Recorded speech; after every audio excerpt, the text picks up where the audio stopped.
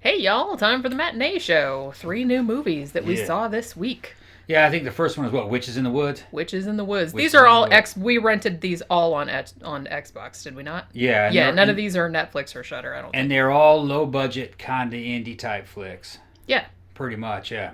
Well, that's kind of what's That's what's up there. on offer, and Yeah. I like those because you know that most of the time they're going to turn out to be at least decent. Yeah. Although sometimes, I mean, we've seen some of the trailers because sometimes we'll go through the Xbox to, Yeah, to pick, yeah. and well, some of the trailers, it's like you can tell that that's just really not going to be Yeah, we good. go based off the trailers. Yeah, And- I mean, I guess that's what most people do. And this one had a pretty good tone to the trailer, so we watched it, and yeah, it was pretty good. It's all right. I liked it. Now, I can see how... All right. Now, I don't really want to, give too much away, so I'm going to be really, really careful about, what I say. So, originally, this movie was just going to be called Stranded, all right? So, they changed the title to Witches in the Woods, and I like that title, but I don't know if it's going to give people, a false sense of, what the movie is going to be about. Yeah, because I don't think there were any witches in it. Well, here's the thing. Okay, so the basic setup of the story is there's a group of friends and frenemies who are going on, they're going to, a ski resort, I guess. They're going to go snowboarding or what have you. And they get rerouted by, there's, a truck that's jackknifed, and there's a roadblock, and they have to go around it, and then they get lost because one of the dudes in the party is, of course, oh, I know a shortcut, and I have a map, and blah, blah, blah. And you know how that never works out. So they ended up being stranded in the middle of the snow, in the middle of the winter, and they don't have any gear or anything like that, obviously, because they thought they were going to a resort. So they're kind of hosed. And then various things start to happen where...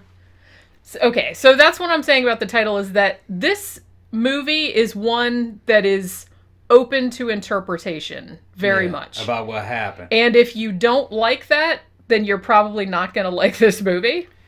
What I did like about the movie is that had this movie been made... Okay, this reminded me of a movie that we would have watched back in the 80s, or I think the 80s. An 80s low-budget movie. But had it been made back then, it would have been unwatchable. Yeah. It's modern. Although I would say that it does I guess you could say it does kind of homage some of the low-budget 80s classics, but really only in tone. Yeah. You know what I'm talking about? Yeah. The production quality and the filmography is far superior The cinematography in this cinematography is beautiful. to what we had back in the 80s, the 90s. Like all the snowy woods and Yeah. all this. It's really The gorgeous. score, the music and everything was a lot better than what we had in general for a low-budget movie. And the acting is a lot better than what we had for low-budget movies back then. But it still kind of gave me that feeling like I was watching a low-budget movie. Yeah. But, you know what I mean? A low-budget horror flick. But in a good way. In a good way. That's what we grew up with. We loved those. Yeah. Kind of like, well, shit, I don't want to say, Roman Polanski, but Roman Polanski was low-budget movies, but they were illicit, like The Tenant. Yeah. And open to interpretation. It was kind of like that, but a modern version of a movie like that. Yeah. You know what I'm just saying that, in the sense, why I'm saying it's open to interpretation is that if you wanted to read it in a supernatural way, yeah, you could do that, or you could read it in a completely non-supernatural way. Like they're delusional. There's some other shit going on, it's like a metaphorical type of journey. That's why the only thing I could equate it to is like The Tenant. Yeah. Remember how, because that movie was like that. Yeah. Was it really some paranormal shit with ghosts and trying to possess him, or was he just going crazy thinking that he was the girl that lived there before? Yeah. You know what I mean? And this is similar. It could go either way. It could go either way. So if you are one of those people that are that don't like that type of ambiguity or don't like that kind of movie, it's like, no, I want it to be definitively one thing or the other, then you're not going to watch this, and you're not going to like it. I wouldn't recommend it. However, if you do like these kind of, ambiguous type stories, one thing I will say, like I said, cinematography is gorgeous. The sense of isolation is gorgeous. They filmed this, it was in Canada somewhere. The characters were believable. The characters, that was one thing that I liked. It's like, I liked that all the characters were, they have the build up. It's just like you have at the beginning of a slasher movie. They're all in a car, they'll go on a trip together, and there's like banter between them and stuff like that. But it seemed very natural. Yeah. I also liked that none of the characters were really unambiguously good guys. Everybody had like some bad shit going on or some baggage. And then there was like some tensions going on between like several of the characters, like for different situations, like love triangle over here, sexual assault claims over here. Normally in a low budget movie, especially, in the generation we came up in, the characters were all archetypes. You knew exactly what kind of character it was. They were kind of generic and interchangeable. This one is just more of a shades of gray. Yeah. That's what I was saying. It reminds me, that's the kind of shit that Polanski was doing. Yeah. And he was doing that before other people were doing it. It left things kind of ambiguous. And it just kind of reminds me of a different interpretation a more modern interpretation of what Polanski was doing. Yeah. That's quite a fucking compliment to say it reminds me of a Polanski film. But it is kind of, it is an artistic movie. When you think, it is a low budget artistic movie. Yeah. That's a good way to put it. But it's not boring. But it's not an art house flick. It's not, I mean, there's a lot of really good tension in it. There's some pretty nasty gore. Like people get killed and mangled and shit like that. So it's not like just some arty-farty kind of, and I like those, so I'm not saying that like as in a detrimental fashion. It was not an arty-farty movie. You could actually watch it, you know what I mean, just as a casual watcher. You do have to pay attention to it. This is all the good parts of the movie. There is a little bit of downsides to it. Yeah. The downside was I thought it was very dialogue heavy and very dependent on dialogue. Yeah, because you kind of did need to pay attention to the dialogue just to get all the underlying relationships between all of the characters. Because if you didn't catch like a few lines of dialogue, you wouldn't know exactly what was going on. Because they didn't hammer it on it. They just talked about it like naturally. But that's understandable. You're dealing with a movie that does not have a big budget for special effects, so it can't sit there and just show you all this shit. Yeah. So they have to talk about it. So it was a little dialogue heavy, but it was. But I think it was handled pretty well because it never felt like I was watching a play. Yeah. Play is just totally dialogue heavy. You know what I mean? So it did feel like a movie instead of a play. Yeah. So I have to give it that. Is this a fucking perfect movie? No, it's not. Well, very few movies. But I think the people that worked on this movie, the director and the writer, whoever produced this or whoever was behind this movie, I think this is the kind of. This is, I think good. I think better things will come from these people. Yeah. Now this, the director is Jordan Barker, and I haven't seen either of his other movies. I think he made one called The Marsh and one called Torment. The writer was Christopher Borelli. Okay. Now, he is the same writer that did the Vatican tapes, which is actually on Netflix at the moment, although I haven't watched it yet. Okay. I think it just came to Netflix a few weeks ago. I don't know any of these guys, but I'm just saying whoever was responsible for the movie ultimately in terms of direction, writing, and just to get this fucking tone, it just seems like there's better stuff yet to come from them. This isn't somebody that I would just blow off and go, oh, that's shit. That's a nobody, or that's not going to turn into anything. It looks like these guys are onto something. Yeah, and like I said, cinematography was great. I really liked like all the shots, like where they were just like all inside the car, and they're like they're talking to each other, and like the camera's going around the car, and they're talking to each other. It kind of gave you a sense of. Almost like The Thing, where you're like trapped in this small space in the snow and like with people that don't entirely trust one another and may not entirely like one another. Yeah, it's a survival-based movie. They get into this jam and they're stranded in a damn car in the middle of the snow. Yeah. But there's more to it than that. Yeah, there's a lot more going on in that. But that's the basic premise, and that's a good premise. Yeah. And I think with the limitations of the budget, they did well.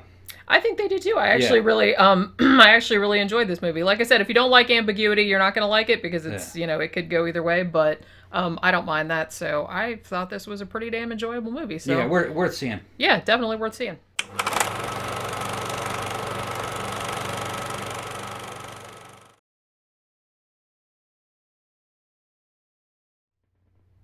And next one we're going to do is called Sea Fever. Yes. Sea Fever.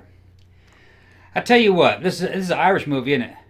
Yeah, well, I think it's a bunch of different like European, production companies and stuff had a hand in making this one. But in general, most of the characters are Irish. You know, the boat Yeah. has an Irish setting.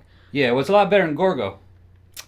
Yeah. Yeah. I was looking at the poster and then looking at the trailer. I was going, man, this might be something kind of like Underwater. We loved Underwater. Yeah. And in some ways, it kind of was. It had kind of a weird sea monster theme to it. But really what's shown about this movie was the location. They're on this damn boat. And they really are on a boat, is what it looks like to me. I was convinced that they were on a ship. Yeah, I don't know, like, it... The acting was good. The characters were all good. Just the way it was filmed was good. I liked everything about it, except one thing. I just didn't like the monster. Well, here's the thing. I kind of feel like maybe this was a mistake of the trailer, because I think the trailer makes it look a little bit more like a monster movie, which it sort of is. But it's more a pandemic, a parasite movie is more what it is. Movie, almost kind of like a disease movie. Yeah, which is more. There is a monster, but it's very minimal. Like, you don't really see much of it. And it doesn't hit any of the notes a monster movie has to hit. Yeah. For it to be an exciting monster movie. So, if that's what you're looking for, you're going to be kind of disappointed. And to me, it just felt like very watered down. Yeah, like, well, here's the thing, and you were saying this. I mean, I quite liked this movie. But as I said, I think approaching it thinking that it's going to be a monster movie is probably a mistake, because this is more like a low-key isolation disease movie is what it is. And then there's kind of a monster in there, but not like hugely. And it's very realistic. That's what you said. It's the monster in it could really exist. Right. It's not like something out of science fiction. It's like something that might actually exist underneath the ocean. Yeah, that's like not discovered. You know what I mean? Yeah, and kind of that first quarter part of the movie, I kind of got the feeling that I was watching basically Alien 1, but at sea. It did seem very much like that. Very claustrophobic, like right. You know, with this crew on this boat. And, you know, there's a lot of tension from the outset, because it's like this crew, I guess it's a fishing trawler, I think is what it is. And this one crew, the crew on there have been working together a really long time. It's like a husband and wife. There's like an older lady. There's a couple like younger dudes. And they've been working together for a really long time. And then this like research scientist or like a student or something comes along on the ship, like for a particular outing, like to do some research or whatever. And she's a redhead, which if you know anything about maritime legends or anything, redheads are supposed to be bad luck, like on a ship. And turns out that legend turned out to be true in this case. Yes, it was. What was weird about the movie is that, man, for me, it was in a way more disappointing than damn Dust Rider. What's it called? Sand Rider? The Dust Walker. Dust Walker. The Dust Buster? I don't know. Yeah, Dust Buster.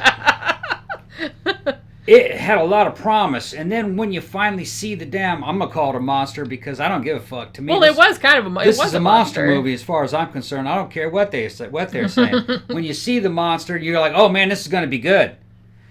And normally, what ends up happening is, you know, they end up fighting the damn monster, and the monster keeps upping the ante, and every time you're seeing more and more of it, and it's worse every time you see more of the damn monster. Then there's a big showdown, and then you kill the monster. But then if it turns out you didn't kill the monster, you got to fight it again. That's usually how it's supposed to go. And then you win eventually, and you go, oh man, they made it. To me, that's a fucking monster movie. And if it's not like that, then it's fucked up. It's just wrong. It's not a monster movie. Well, like I said, it's not hidden anything. I would not call this It's not a monster movie. I would call this a disease movie or a pandemic movie. Because basically what it is, it reminded me a little bit of that really good, that mockumentary called The Bay, which was about... I think it's on Tubi, or it was like a few months ago. And if you haven't seen it, I really recommend it. I'm not hugely into like mockumentaries or found footage or anything, but that was one of the best ones that I ever saw, where it's basically just like these little parasitic creatures that like come on and like start killing everyone. It's kind of more like that, where it's like this crew, they're on this ship and this fucking disease takes over that like makes their eyes explode and shit like that. And they don't know what to do. Like they want to get back to port, But then the scientists tell him, no, you can't do that because it's going to like spread it to everybody. So it's kind of like a coronavirus in a movie. They didn't even do that on purpose. For me, it was like watching a really good porn movie with a whole bunch of really fucking hot women with all having fucking implants and that fantastic, fantastic outfits. I mean, it's fucking porn to die for, but sex never happens. It was kind of like that. I thought it was going to be a monster movie. It looked like it would be a really good monster movie. I will say that it did... it's a scientific thriller. Yeah. It reminded me very strongly of The Bay, if you guys have seen that. It's, it's not... The structure's not the same, but kind of the tone of it being like a realistic, scientific, parasitical invasion, that type of thing, like, is real. Yeah, but it had no... Because it's scientific and because it's foreign... It did not have that American philosophy behind it, where you got to fuck this monster up. You know what I mean? That's and that you're gonna fight it. Yeah. And kill it and win. You know what I mean? That's not there. So, yeah, it's like a different. So I'm like, nah. That's like again, it gets back to porn without sex. Yeah, I think it was a little. It did drag a little in the middle, but I ended up liking it overall. I think it premiered at the Toronto Film Festival last year, and I think it got like pretty favorable reviews. Weirdly, I was looking up on Wikipedia or IMDb or whatever. They said that initially the role of the woman, I guess she was the captain, it was her boat, that was supposed to be Toni Collette, which would have been rad because she's fucking amazing, but I guess there was a scheduling conflict and she couldn't do it. She was in Hereditary and Knives Out and all that. So, and among millions of other movies, but she would have been good. But the woman that was in it was good. All the acting was really good. Like all the characters were good. But yeah, just don't go into it if you want to see it. It's a good movie. Just don't go into it. It's like a parasite drama. Yeah, is what it is. It's a really good, not a monster movie. It's a really good movie about something that isn't very interesting.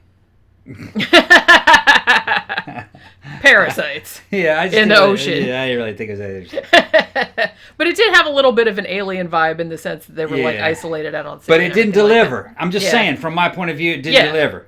Well, yeah, I'm saying just don't go into it expecting that. And I was pissed because it was all there. They could have done it. Yeah. The difference was the story. All they had to do is just change the story and change some shit around and change some scenes and add some stuff and have a fucking climax to it that was acceptable. And that would have been a good monster movie.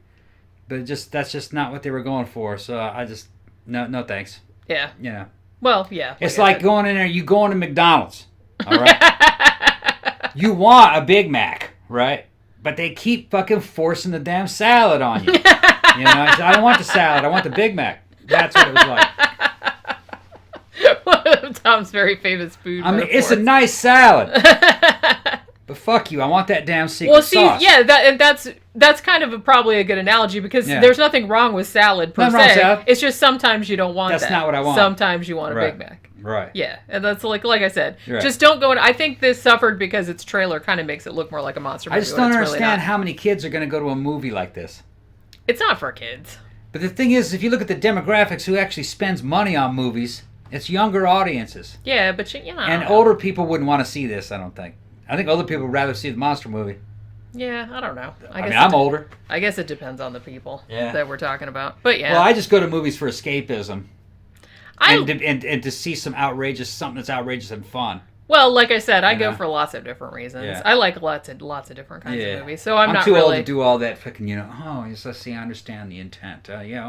I'm not really into that artsy-fartsy shit anymore. But you always pick on me. When I was a teenager, I was more into that. Like I'm not that's not what you're supposed to do, and he's always shitting on me. I used to do that shit as a teenager, sit there and just analyze the movie The Wall over and over again and try to reanalyze, you know what I mean, over and over. But you can't shit on people for doing what they enjoy. I mean, I enjoy making money. If I was going to make a movie, that bitch is going to make money. Yeah, well, there wasn't a single titty in this movie. Cha-ching. Anyway, I don't think there was titties in any of the movies that way. Was there? Shit's barely acceptable. All movies should have titties. Fucking right. Yeah. Should they have cocks in them too? If you want to, you gotta have a female draw. Women gotta see it too. Although women don't usually go to see. They don't care. Women don't care.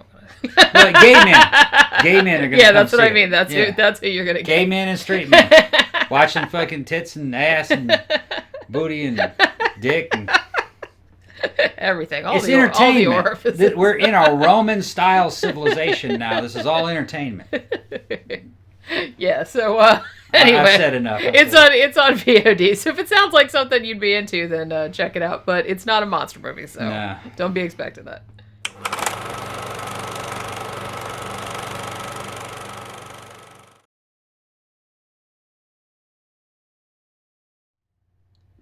And the third movie we saw this week, this one just kind of popped up in our recommendations. I guess it came out sometime last year, I think 6 or 7 months ago. Yeah, but still new enough, so we went ahead and did it because we don't. Yeah, it's up there on Xbox. Yeah, we just thought it wasn't in the new horror movies, but it was in the recommendations after we finished watching Sea Fever. This one is called The Shed. Yeah, we watched this one because the trailer for it's fucking radical. It's awesome. it looks like a laugh-a-minute teen monster movie about a bunch of angst growing up in a shitty small town with IROC Z's and Trans Ams and fucking people wearing flannel. And then in the trailer, they catch a vampire and inside a shed, and they're going to use it to get even with against their enemies, who are a bunch of bullies at high school. Yeah. So it looked fucking hilarious. When we watched it, it's a different kind of movie. It's a little more serious than the trailer leads you to believe. But it's still a good movie. I liked it. It was an enjoying watch. Yeah, I had a really good time with this one. Even though, like you said, the trailer makes it seem a little more wacky. Yeah.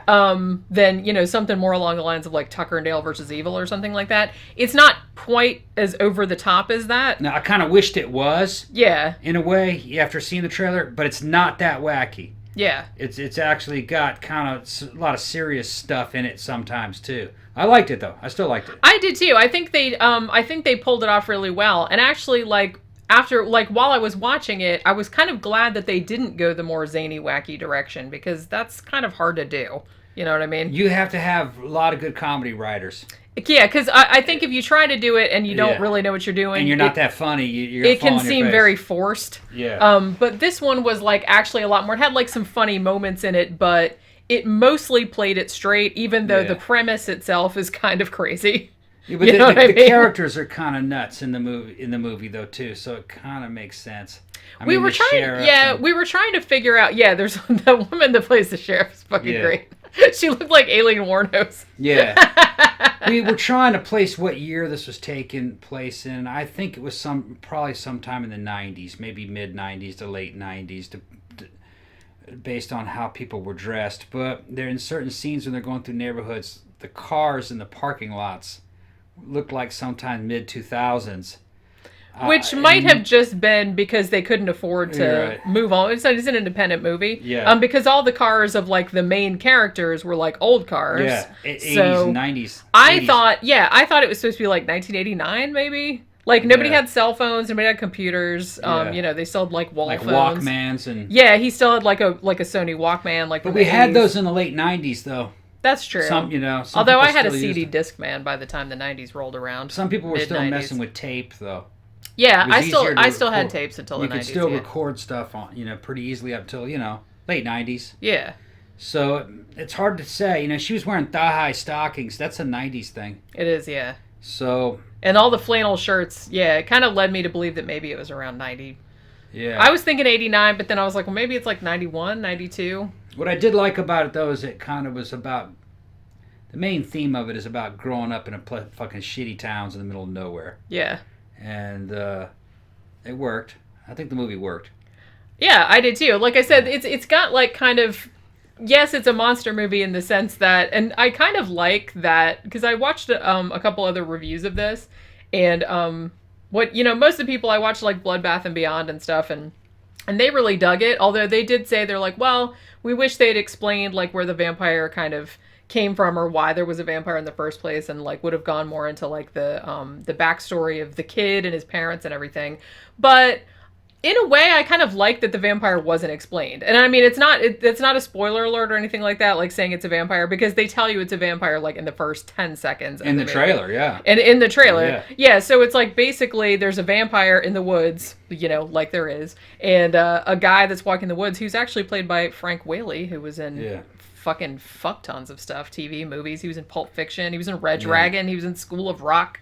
There's in the Dead Zone TV show. There are several vampires in it. It starts off with one vampire. It's kind of like the vampire from Salem's Lot, and that bites a dude. But in the original vampire, the Salem's Lot version of dies quick. Yeah, he just like gets burned by the sun or whatever. Right. So it's like a vampire outbreak. And they turn quick. It's not like old school vampires where you got to die and then be buried. And then like come out. They turn into vampires as soon as they're it's like a zombie, more like a zombie, but it does vampire stuff. And they can still talk, and like they still seem to have their mental faculties. They just kind of like, and they're kind of like you said, they look like Barlow. They look like animalistic, but still kind of human. Yeah. So this guy played by Frank Whaley, he gets bit by the vampire in like the first 5 seconds of the movie, and because like the sun, it's the middle of the day, and the sun is kind of like cooking him and shit, so he has to like go from shade to shade, and then he goes and hides in this shed, which turns out belongs to our main character, named Stanley, who lives with his horrible abusive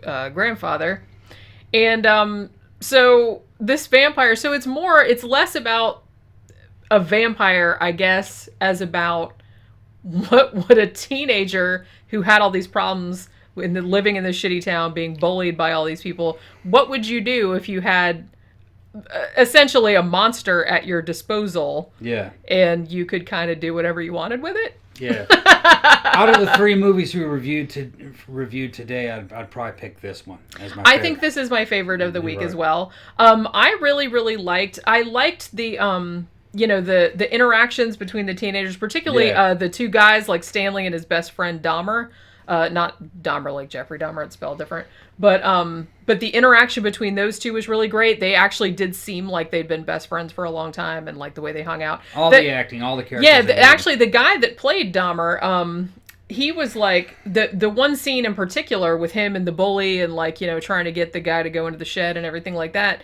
That was fucking great. I mean, and him like fighting, because there was like a Stan doesn't really want to like feed people to the vampire, and like Dahmer's like, maybe we should feed people to the vampire. It's like these people suck and all this other kind of shit. So it's kind of about that more than about the vampire. Like in the 3rd act, it kind of goes a little bit more like a traditional like Siege style thing, where everybody's like making stakes and like hiding out in the house, and the vampire's coming to get you, and at that point it's more than one. Had good music in it. I really did like the music. A lot of good music. Yeah. And the locations were awesome. The locations were like mundane and shitty, and I wonder where they shot this. It was just very much if you like Dead Mall videos and stuff, like Dan Bell's Dead Malls. Yeah, it's like that. So it's kind of like a new retro wave kind of feel to the damn movie. I love it. That's what made me think that it was like supposed to be set like in the late 80s or early 90s, just because it had that whole kind of like aesthetic and vibe to it. It's kind of like you're taken back to another era when everything was kind of fucking boring. Even though a lot of those places are boring now, they weren't really boring back in the 80s and 90s. They had more traffic in them. But, you go to those places now, like some of those old malls and some of those old places that were built back in the 60s, they're dead.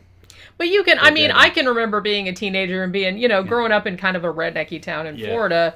That's kind of dead. Yeah, that's like kind of all there was to do. It's like sitting in the couch out in the woods drinking beer with your friends and stuff, because there weren't any clubs or anything. And it's you go to the mall and they're all there walking around. Yeah, it's kind of like that sort of thing. So I could sort of like relate to the teenagers, the high school students in this. Yeah. And you can also kind of understand like when they have like access to this fucking vampire that's in the shed, which sounds ridiculous, but it's like, I kind of like that it's like a ridiculous premise, but they sort of took it seriously, but in a way that the movie was still really fun and entertaining, without being like zany. They all hate each other and they're fighting over pretty mundane things because they're from out in the middle of nowhere.